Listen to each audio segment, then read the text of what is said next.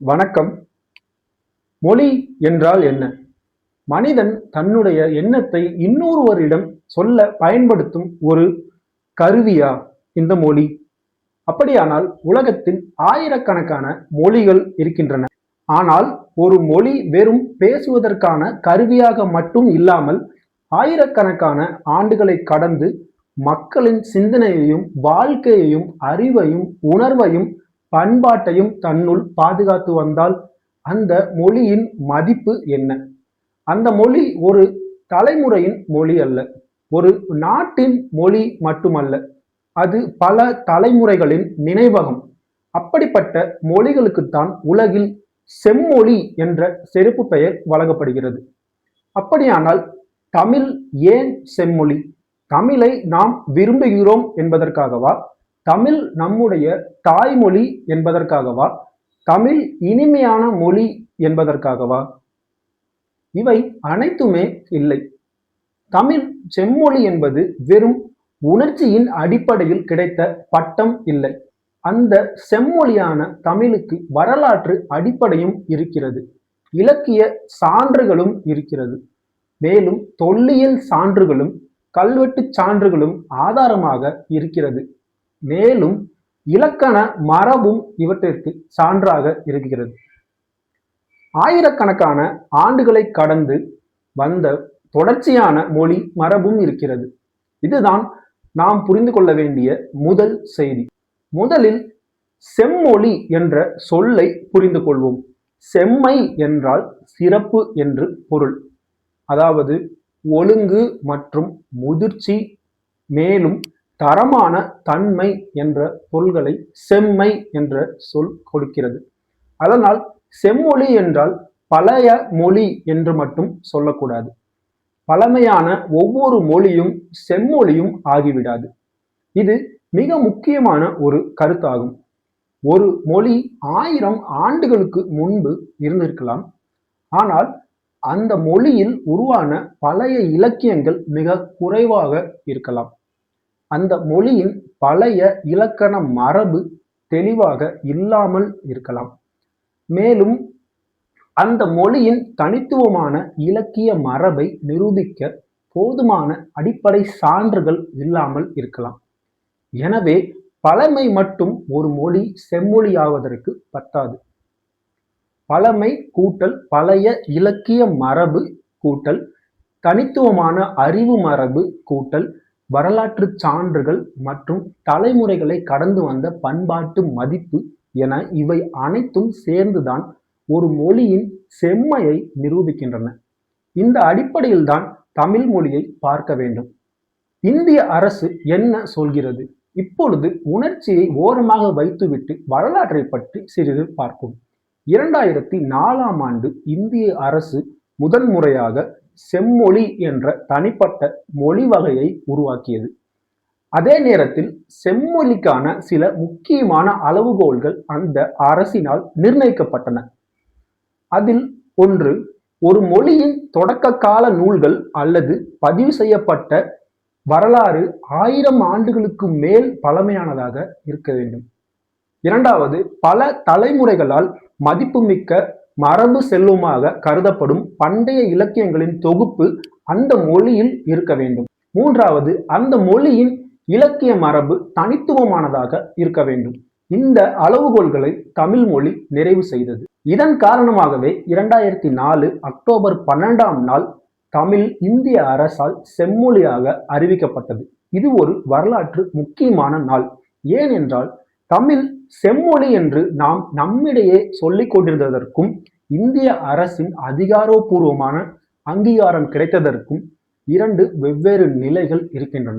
எனவே 2004ஆம் ஆண்டு அந்த அதிகாரப்பூர்வ அங்கீகாரம் கிடைத்தது ஒரு மிகப்பெரிய வெற்றியாக கருதப்படுகிறது.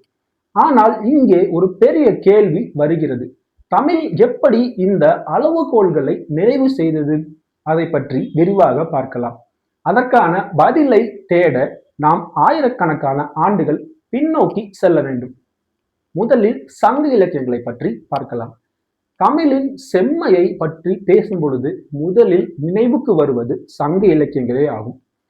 சங்க இலக்கியம் என்பது ஒரு தனி நூல் மட்டுமல்ல, அது பல புலவர்கள் பல்வேறு பாடல்கள் கொண்ட மிகப்பெரிய இலக்கிய மரபாக கருதப்படுகிறது. அந்த இலக்கிய மரபில் மனிதனின் வாழ்க்கை, அவனுடைய காதல், அவன் தொடுத்த போர், அவனுடைய வீரம், அந்த மக்களின் அரசியல் நிலைப்பாடு, அந்த மக்களின் வணிக திறமை, அதேபோல் அந்த மக்கள் எவ்வாறு கடல் பயணம் மேற்கொண்டார்கள், அந்த மக்களிடையே உலவிய நட்பு, அந்த மக்களிடையே காணப்பட்ட பரிவு, அந்த மக்களின் தாய்மை பண்பு, அந்த மக்களின் மரணம், அந்த மன்னர்களின் வாழ்க்கை முறை, மேலும் சாதாரண மக்களின் வாழ்க்கை முறை, அந்த மக்களின் அவ்வப்போது நிலவிய இயற்கை சூழ்நிலை, அவர்களின் மலை, அந்த காடு, அவர்களுடைய கடல், அவர்கள் உழுதுண்டு விவசாயம் பார்த்த வயல், மழை இல்லாமல் போன வறண்ட நிலம், இவை அனைத்தும் இருக்கிறது.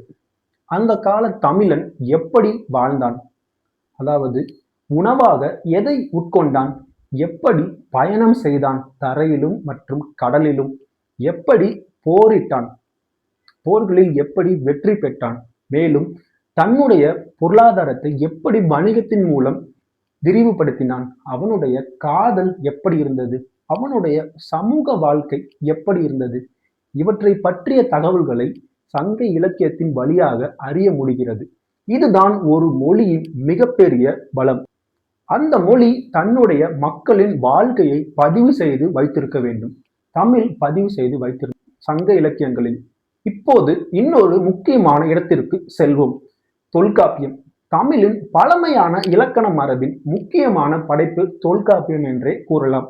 இது வெறும் எழுத்து பிழைகளை திருத்தும் இலக்கண நூல் அல்ல.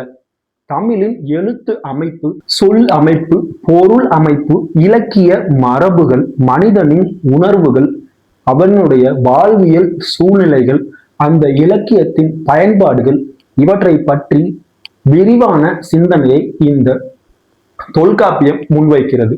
இதனால் இது ஒரு முக்கியமான உண்மை நமக்கு புலப்படுகிறது. தமிழர்கள் இலக்கியம் எழுத தொடங்கிய பிறகு இலக்கணத்தை உருவாக்கவில்லை. மொழி மற்றும் இலக்கியம் வளர்ந்திருந்த ஒரு சூழலில் அவற்றை முறையாக வகைப்படுத்தும் இலக்கண சிந்தனையும் தமிழர்களிடத்தில் வளர்ந்திருந்ததை காட்டுகிறது. ஒரு மொழியில் இத்தகைய பழமையான இலக்கண மரபு இருப்பது அந்த மொழியின் அறிவுசார் வளர்ச்சிக்கான முக்கியமான சான்றாகும். சிலர் தமிழ் வெறும் கவிதை மொழி என்று கூறுவார்கள். இது இன்னொரு தவறான எண்ணமாகும். தமிழை நாம் பல நேரங்களில் கவிதை, காதல், உணர்ச்சி ஆகியவற்றோடு மட்டுமே இணைத்து பார்க்கிறோம். ஆனால் பழந்தமிழ் இலக்கியத்தை பார்த்தால் வாழ்க்கையின் பல துறைகளும் அதில் பதிவு செய்யப்பட்டிருப்பதை பார்க்க முடியும். அரசாட்சி, பொருளாதாரம், வணிகம், போர், கடற்பயணம், விவசாயம், மருத்துவம், நெறி, அறம், மனித உறவுகள், இயற்கை, இவை அனைத்தும் தமிழின் பழைய அறிவு மரபில் இடம்பெற்றுள்ளன. இப்பொழுது சங்க இலக்கியத்தையும் தொல்காப்பியத்தையும் ஓரமாக வைத்துவிட்டு ஒரே ஒரு நூலை மட்டும் எடுத்துக்கொள்ளும். அந்த நூல் திருக்குறள். இது தமிழின் மிகப்பெரிய உலக பரிசுகளுள் ஒன்று. திருவள்ளுவர் மனித வாழ்க்கையை பற்றி பேசும் நூல். அறம் எப்படி இருக்க வேண்டும், ஒரு மனிதன் எப்படி வாழ வேண்டும், அரசன் எப்படி ஆட்சி செய்ய வேண்டும், மேலும் நட்பு எப்படி இருக்க வேண்டும், நாம் பயிலும் கல்வியின் மதிப்பு என்ன, நாம் பேசும் சொல்லின் மதிப்பு என்ன, கோபத்தை எப்படி கட்டுப்படுத்த வேண்டும், செல்வத்தை எப்படி ஈட்ட வேண்டும் மற்றும் செல்வத்தை எப்படி பயன்படுத்த வேண்டும், குடும்ப வாழ்க்கை எப்படி இருக்க வேண்டும், இப்படி மனித வாழ்க்கையின் எண்ணற்ற கேள்விகளுக்கு திருக்குறள் சிந்தனை முன்வைக்கிறது. திருக்குறளின் சிறப்பு என்ன? அது ஒரு குறிப்பிட்ட காலத்திற்காக மட்டுமே எழுதப்பட்ட நூல் அல்ல. அவ்வாறும் தோன்றவில்லை.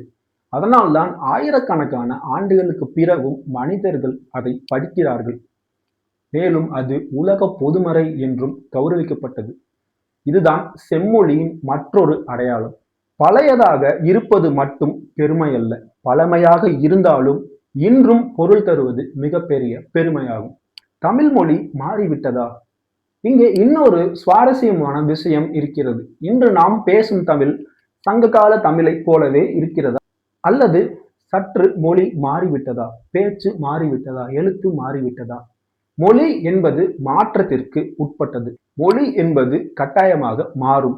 அந்த மொழியில் உள்ள சொற்கள், உச்சரிப்பு, அவற்றின் வாக்கிய அமைப்பு மாறும்.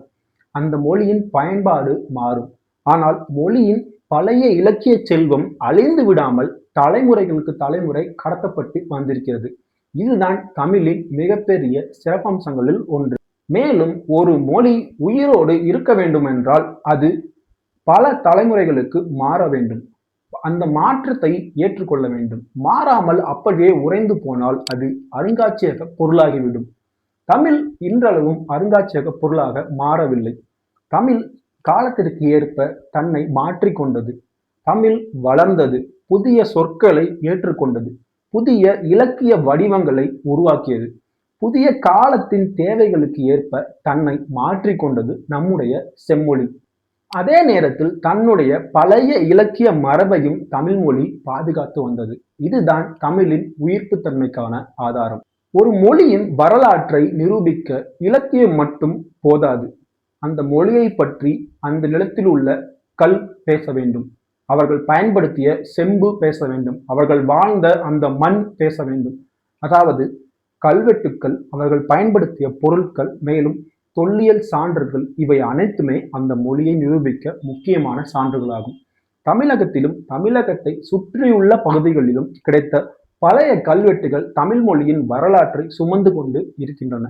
தமிழ் எழுத்தின் வளர்ச்சியையும், மக்களின் பெயர்களையும், அவர்கள் வாழ்ந்த இடங்களையும், அவர்களின் வணிகத்தையும், அந்த மக்களின் சமூக வாழ்க்கையையும், அவர்களின் அரசியல் தன்மைகளையும், அரசியல் அமைப்புகளையும், அவற்றின் பயன்பாட்டையும், பழைய கால தொடர்புகளையும் புரிந்து கொள்ள இத்தகைய சான்றுகள் உதவுகின்றன. அதனால் தமிழின் தொன்மையை பற்றி பேசும் பொழுது எங்களுடைய மொழி பழமையானது என்று சொல்வது மட்டும் போதாது.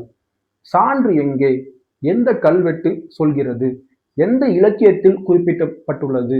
எந்த தொல்லியல் ஆதாரம் இருக்கிறது? எந்த காலத்தை சேர்ந்தது அந்த தொல்லியல் ஆதாரமும் கல்வெட்டுகளும் என்று கேட்க வேண்டும். அந்த கேள்விகளுக்கு விடை அளிக்கக்கூடிய சான்றுகளின் தொகுப்பே ஒரு மொழியின் வரலாற்று பெருமையை வலுப்படுத்துகிறது. தமிழ் மொழிக்கு இத்தனை வரலாற்று பெருமையும் இருக்கிறது. இப்பொழுது செம்மொழியான தமிழ் மொழியின் மற்றொரு முகத்தை பார்க்கலாம். அது கடல் பகுதியாகும். தமிழரின் பழைய வரலாற்றை பற்றி பேசும் பொழுது கடலை தவிர்க்கவே முடியாது. கடலுக்கும் தமிழகத்திற்கும், தமிழ் மக்களுக்கும் ஒரு தொடர்பு உள்ளது. தமிழகத்தின் நீண்ட கடற்கரை பகுதி பழங்காலங்களில் இருந்தே கடல் தொடர்புகளுக்கான வாய்ப்பை வழங்கியது. வணிகர்கள் கடல் வழியாக பயணம் செய்தார்கள். வெளிநாடுகளுடன் பொருட்கள் பரிமாற்றப்பட்டன. நம்முடைய துறைமுகங்கள் வளர்ந்தன. பல்வேறு நாடுகளுடன் தொடர்புகள் ஏற்பட்டன. இந்த கடல் உலகத்தை பற்றியும் தமிழ் இலக்கிய பதிவு செய்துள்ளது. அதனால் தமிழ் இலக்கியம் வெறும் அரண்மனை மொழி மட்டுமல்ல, அது நிலத்தையும் பதிவு செய்தது, கடலையும் பதிவு செய்தது. அவர்கள் வாழ்ந்த அந்த மன்னரை ஆட்சி செய்த மன்னனை பற்றியும் பதிவு செய்கிறது. அந்த வணிகனை பற்றியும் பதிவு செய்கிறது. அவர்களின் சிறப்பை பாடிய புலவர்களை பற்றியும் பதிவு செய்கிறது. மேலும் அங்கு வாழ்ந்த சாதாரண மக்களின் வாழ்க்கையையும் பதிவு செய்கிறது. எனவேதான் நம்முடைய மொழி செம்மொழியாகும். தமிழை நாம் ஏன் பழைய மொழி என்று மட்டும் சொல்லிவிடக்கூடாது என்பதை மிக தெளிவாக பார்க்கலாம். தமிழ் பழமையான மொழி என்பது ஒரு கூற்றாகும். எனவே தமிழ் செம்மொழி என்பது ஒரு அதிகாரப்பூர்வ வகைப்பாடாகும். இந்த இரண்டையும் குழப்பிக் கொள்ளக்கூடாது. பழமை என்பது காலத்தை குறிக்கும். செம்மை என்பது அந்த மொழியின் வரலாற்று, இலக்கிய, அறிவு மற்றும் பண்பாடு, மரபின் ஆழத்தை குறிக்கிறது. அதனால்தான் தமிழ் பழமையானது என்பதற்காக மட்டும் செம்மொழி ஆகிவிடவில்லை. அந்த பழமைக்கான இலக்கிய மற்றும் வரலாற்று சான்றுகள் இருப்பதாலேயே அது செம்மொழியானது. இப்பொழுது மீண்டும் 2004ஆம் ஆண்டுக்கே வருவோம். இந்திய அரசு 2004ஆம் ஆண்டு தமிழை செம்மொழியாக அறிவித்தது என்று ஏற்கனவே சொல்லியிருந்தேன். அப்போது தமிழ் இந்தியாவில் இந்த அதிகாரப்பூர்வ வகைப்பாட்டை பெற்ற முதல் மொழியாக அமைந்தது. பின்னர் மற்ற இந்திய மொழிகளும் செம்மொழி அந்தஸ்தை பெற்றன. ஆனால் தமிழுக்கு கிடைத்த அந்த அங்கீகாரம் வரலாற்றில் தனி இடம் பெற்றது என்றே சொல்லலாம். அதன் பின்னர் செம்மொழி ஆய்வுகளை முன்னெடுக்கவும், பழைய தமிழ் நூல்களை ஆய்வு செய்யவும், அவற்றை பாதுகாக்கவும், மேலும் மறுபதிப்பு செய்து வெளியிடவும் பல்வேறு முயற்சிகள் மேற்கொள்ளப்பட்டன. இப்பொழுது தமிழுக்கு செம்மொழி என்ற பட்டம் கிடைத்துவிட்டது. அதனால் அது முடிந்து விட்டதா? அப்படியே விட்டுவிடலாமா? அப்படி விட்டுவிடக் கூடாது. அங்கிருந்துதான் நம்முடைய வேலை இன்னும் வலுவாக தொடங்க வேண்டும். ஒரு வீட்டில் 1000 ஆண்டுகள் பழமையான பொருள் இருக்கிறது என்று வைத்துக் கொள்வோம். அதை பற்றி பெருமையாக பேசுவதால் மட்டுமே அது பாதுகாக்கப்படாது. அதாவது அந்த பழமையான பொருளை பாதுகாக்க வேண்டும். அதை ஆராய வேண்டும். அடுத்த தலைமுறைக்கு எடுத்துச் செல்ல வேண்டும். அடுத்த தலைமுறைக்கு இதன் மதிப்பை பற்றி சொல்ல வேண்டும். அதுபோலத்தான் நம்முடைய தாய்மொழியான செம்மொழியான தமிழ் மொழியும். சரி, தமிழ் மொழியை எப்படி பாதுகாக்க வேண்டும்? தமிழ் மொழியை பாதுகாப்பதால் வேறு மொழிகளை வெறுக்க வேண்டும் என்பது அர்த்தமும் இல்லை. இதை முதலில் புரிந்து கொள்ள வேண்டும். உலகத்தில் பல மொழிகள் இருக்கின்றன. ஒவ்வொரு மொழிக்கும் அதன் தனித்தன்மையான சிறப்பு இருக்கிறது. பல மொழிகளை கற்றுக்கொள்வது அறிவை விரிவாக்கும். ஆனால் தன் தாய்மொழியை அறியாமல் இருப்பது ஒரு தலைமுறையினரின் நினைவகத்தை இழப்பதற்கு சமம். தமிழை பாதுகாக்க வேண்டும் என்றால் முதலில் தமிழில் படிக்க வேண்டும், தமிழிலேயே எழுத வேண்டும், தமிழில் பழைய நூல்களை தேடி படிக்க வேண்டும், அந்த நூல்கள் என்ன கூறுகின்றன என்பதை புரிந்து கொள்ள வேண்டும். பிறகு புதிய இலக்கண இலக்கியங்களை உருவாக்க வேண்டும். தமிழில் அறிவியல் எழுதப்பட வேண்டும். தமிழில் தொழில்நுட்பத்தை மேலும் வளர்க்க வேண்டும். தமிழை குறிப்பாக வீட்டில் பயன்படுத்த வேண்டும். தமிழை இணையத்திலும் சமூக வலைதளங்களிலும் பயன்படுத்த வேண்டும். தமிழை அடுத்த தலைமுறையினருக்கு கற்றுக் கொடுக்க வேண்டும். செம்மொழி என்பது வெறும் பெருமைக்கான பட்டமா? இல்லை. ஆனால் அதைவிட அதிகமான ஒரு பொறுப்பு ஆகும். ஒரு மொழி செம்மொழி என்று அறிவிக்கப்பட்டிருக்கிறது என்றால் அந்த மொழியின் பழைய இலக்கியங்களை நாம் பாதுகாக்க வேண்டும். மேலும் புதிய ஆராய்ச்சியையும் உருவாக்க வேண்டும். ஏனென்றால் ஒரு மொழி கடந்த காலத்திலேயே வாழ்ந்தால் அது நினைவு சின்னம். கடந்த காலத்தையும் நிகழ்காலத்தையும் இணைந்து எதிர்காலத்திற்கு சென்றால் அது உயிருள்ள மொழி. எனவே தமிழ் ஒரு உயிருள்ள செம்மொழியாகும். சரி, ஒரு கேள்வி. இன்று நாம் தமிழில் பேசுகிறோம், தமிழில் எழுதுகிறோம், தமிழில் பாடுகிறோம், தமிழில் காதலிக்கிறோம், தமிழால் சிரிக்கிறோம், தமிழால் கோபப்படுகிறோம், தமிழில் நம்முடைய குழந்தைகளிடமும் பேசுகிறோம். ஆனால் இந்த மொழி நம்மிடம் வருவதற்கு முன்னால் எத்தனை தலைமுறைகளை கடந்து வந்தது என்பதை பற்றி எப்போதாவது சிந்தித்திருக்கிறோமா? ஒரு தாய் தன் குழந்தைக்கு மொழியை கற்றுக் கொடுக்கிறாள். அந்த குழந்தை வளர்ந்து பின்னர் அதன் குழந்தைக்கு மொழியை கற்றுக் கொடுக்கிறது. அப்படியே ஒரு தலைமுறையிலிருந்து மற்றொரு தலைமுறை, மற்றொரு தலைமுறையிலிருந்து அதற்கு அடுத்த தலைமுறை என 100 ஆண்டு 1000 ஆண்டு காலங்களை கடந்து தமிழ் மொழி இந்த நிலைக்கு வந்துள்ளது. நாம் இத்தனை நூற்றாண்டுகள் கடந்து ஒரு தலைமுறைக்கு மொழியை மட்டுமே கொடுக்கவில்லை, ஒரு உலகத்தையே கொடுத்திருக்கிறோம். அந்த உலகத்தில் புறநானூறு, அகநானூறு, குறுந்தொகை, நற்றிணை, பதிற்றுப்பற்று, பரிபாடல், கலித்தொகை, தொல்காப்பியம், திருக்குறள், சிலப்பதிகாரம், மணிமேகலை போன்ற எண்ணற்ற படைப்புகள் இருக்கிறது. இவை வெறும் பழைய நூல்கள் மட்டுமல்ல. இவை அனைத்தும் நம் தமிழ் நாகரிகத்தின் நினைவுகள், அந்த மக்களின் சிந்தனைகள், அந்த சமூகத்தின் வாழ்க்கை பதிவுகள், நம்முடைய தமிழ் மொழியின் பயண சுவடுகளாகும். எனவே யாராவது நம்மிடம் தமிழ் ஏன் செம்மொழி என்று கேட்டால் தமிழ் பழமையான மொழி என்பதால் என்று மட்டும் சொல்லிவிடாதீர்கள். தமிழ் எங்களுக்கு பிடிக்கும் என்று சொல்லிவிடாதீர்கள். அதற்கு பின்னால் இருக்கும் ஆயிரக்கணக்கான ஆண்டுகளின் இலக்கியத்தை பற்றியும் இலக்கண மரபு பற்றியும் அவர்களிடம் சொல்லுங்கள். நம்முடைய தொல்காப்பியத்தை பற்றி அவர்களுக்கு எடுத்துச் சொல்லுங்கள். மேலும் சங்க இலக்கியங்கள் பற்றியும், திருவள்ளுவர் எழுதிய திருக்குறள் பற்றியும், ஆங்காங்கே கிடைத்த கல்வெட்டுகளை பற்றியும், தமிழரின் பழைய வாழ்வியலை பற்றியும், தமிழின் தனித்துவமான இலக்கண மரபை பற்றியும், தலைமுறைகளை தாண்டியும் உயிரோடு இருக்கும் தமிழின் தொடர்ச்சியை பற்றியும் அவர்களுக்கு சொல்லுங்கள். அப்பொழுதுதான் செம்மொழி என்ற சொல்லின் உண்மையான அர்த்தத்தை நாம் புரிந்து கொண்டதாக கருதப்படுவோம்.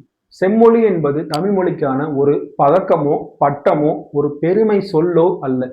அது ஆயிரக்கணக்கான ஆண்டுகளாக நம்மிடம் ஒப்படைக்கப்பட்ட ஒரு பொறுப்பு ஆகும். நம்முடைய முன்னோர்கள் இந்த மொழியை நமக்கு கொடுத்தார்கள். இப்பொழுது நாம் என்ன செய்ய போகிறோம்? இந்த மொழியை அடுத்த தலைமுறையினருக்கு கடத்தப் போகிறோமா? பலமாக கொடுக்க போகிறோமா? இல்லை, ஒரு காலத்தில் தமிழ் மிகப்பெரிய செம்மொழியாக இருந்தது என்று எதிர்கால தலைமுறையினர் சொல்லும் நிலையை உருவாக்கப் போகிறோமா? அந்த முடிவு உங்களுடைய ஒவ்வொருவரின் கையில் தான் இருக்கிறது. ஏனென்றால் தமிழ் நம்முடைய கடந்த காலம் மட்டுமில்லை, தமிழ் நம்முடைய நிகழ்காலமும் கூட. மேலும் தமிழ் நம்முடைய எதிர்காலத்திலும் தொடரப் போகிறது. ஏனென்றால் தமிழ் ஒரு செம்மொழியாகும். தமிழ் செம்மொழி என்ற கேள்விக்கான உண்மையான பதில் உங்களுக்கு கிடைத்திருக்கும். மேலும் தமிழ் வாழ்ந்ததால், மக்களிடையே வளர்ந்ததால், தலைமுறைகளை தாண்டி வந்ததால், இன்னமும் உயிரோடு இருப்பதால் அது செம்மொழியாகும். அதனால் தமிழை வெறுமனே செம்மொழி என்று போற்ற வேண்டாம். தமிழை பற்றி படியுங்கள், தமிழை ஆராய்ச்சி செய்யுங்கள், தமிழில் எழுதுங்கள், தமிழில் பேசுங்கள். அடுத்த தலைமுறையினருக்கு தமிழை ஒரு பரிசாக கொடுங்கள். நாம் தமிழை மட்டும் சுமந்து செல்லவில்லை, ஆயிரக்கணக்கான ஆண்டுகளின் நினைவையும் அந்த மக்களின் அறிவையும் அவர்களுடைய பண்பாட்டையும் சுமந்து செல்கிறோம். வளர்க தமிழ், வாழ்க தமிழ். நன்றி.